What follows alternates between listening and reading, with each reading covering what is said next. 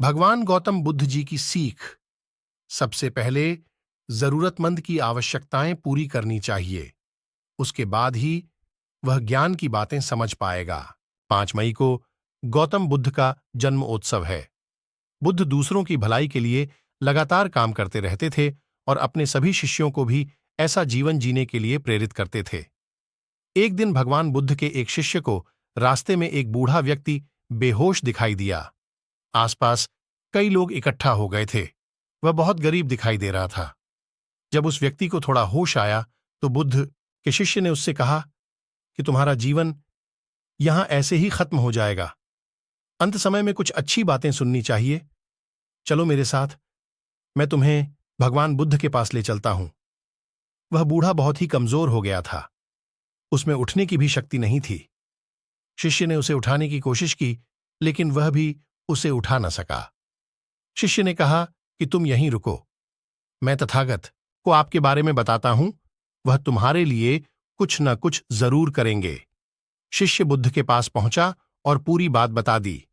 शिष्य ने कहा कि मैंने प्रयास किया कि मैं उसे आपके पास ले आऊं, लेकिन वह लाचार है, यहां आ नहीं सकता। आप ही बताइए, अब क्या करना चाहिए। बुद्ध ने कहा कि वह नहीं आ सकता है, तो हम उसके पास चलते हैं। बुद्ध उस बूढ़े के पास पहुंच गए। आसपास कई लोग इकट्ठा हो गए थे। सभी सोच रहे थे कि बुद्ध उपदेश देंगे तो हम भी सुन लेंगे। बुद्ध ने कहा कि सबसे पहले इस व्यक्ति के लिए भोजन की व्यवस्था करो। बुद्ध के कहने के बाद तुरंत ही लोगों ने भोजन की व्यवस्था कर दी। जब उस बूढ़े व्यक्ति का पेट भर गया तो वह गहरी नींद में सो गया।